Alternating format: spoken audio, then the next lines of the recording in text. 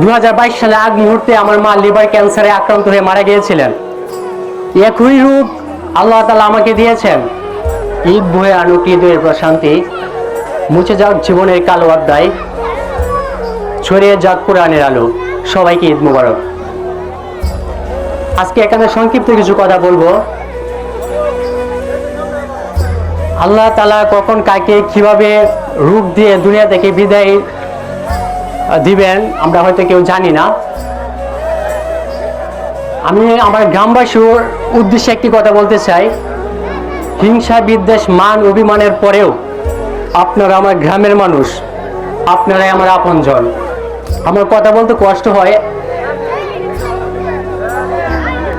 আপনারা জানেন 2021-এর শেষের দিকে 2022 সালে আগ মুহূর্তে আমার মা লিভার ক্যান্সারে আক্রান্ত হয়ে মারা গিয়েছিলেন। একই রূপ আল্লাহ তাআলা আমাকে দিয়েছেন। আল্লাহ যাকে পছন্দ করেন তাকে বড় কোনো রূপ দিয়ে সেবা দান করেন। আমরা সকলেই বলি আমিন। আমার গ্রামবাসীর কাছে আমার একটাই অনুরোধ থাকবে, হয়তো আমি আল্লাহ তাআলার কাছে আমার সুযোগ আছে তওবা করার, আমি তওবা করব, আল্লাহ তাআলা আমাকে মাফ করে দিবেন হয়তো। কিন্তু এমন কিছু গুনাহ আছে, এমন কিছু পাপ আছে যেগুলো হয়তো আমি আল্লাহর কাছে ক্ষমা চাইলে আল্লাহ আমাকে কখনই ক্ষমা করবে না, যতক্ষণ না আমার গ্রামবাসী, যতক্ষণ না যাদের কাছে আমি অন্যায় বা আমার হক, যাদের হক আমি নষ্ট করেছি, এরকম কিছু ছোট বা শস্য দানার মতো কোনো কিছু যদি আমার থেকে থাকে, সেটা যতক্ষণ না আপনারা আমাকে মাফ করছেন ততক্ষণ পর্যন্ত আমার আল্লাহ আমাকে মাফ করবেন না।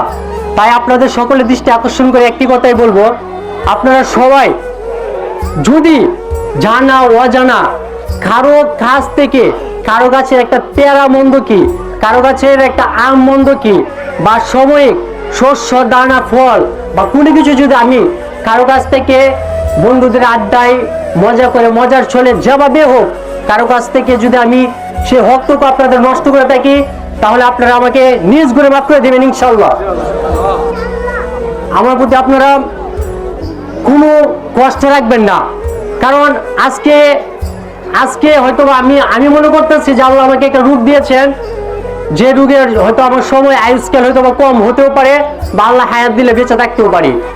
কিন্তু আমরা যখন জানবো যে আমাদের আয়ুষ্কাল আমরা চলে আবার আগ মুহূর্তে আমরা যখন আমাদের মাথায় যখন আসবে যে আমরা থাকবো না, চলে যাব, তখন আজকে আমি আপনাদেরকে যেরকম ভাবে দেখতেছি আপনারা আমাকে সেরকম ভাবে দেখতেছেন না, কিন্তু আমার জায়গায় যখন আপনারা আসবেন তখন আপনারা নতুন এক পৃথিবী দেখবেন, নতুন মানুষ দেখবেন, নতুন চিন্তা ভাবনা, নতুন ফিকির, নতুন সবকিছু দেখবেন।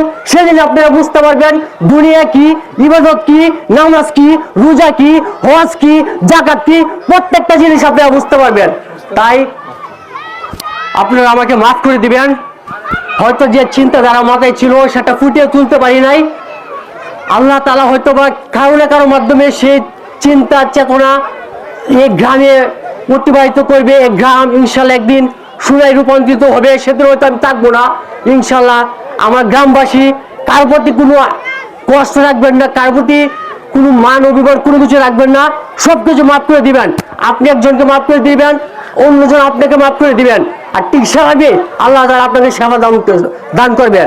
আমার গলা শুকিয়ে গেছে এই মুহূর্তে, আমার কিছু বলার মতো নাই। সকলকে ঈদ মোবারক। আসসালামু আলাইকুম। সকলে আমার জন্য দোয়া করবেন।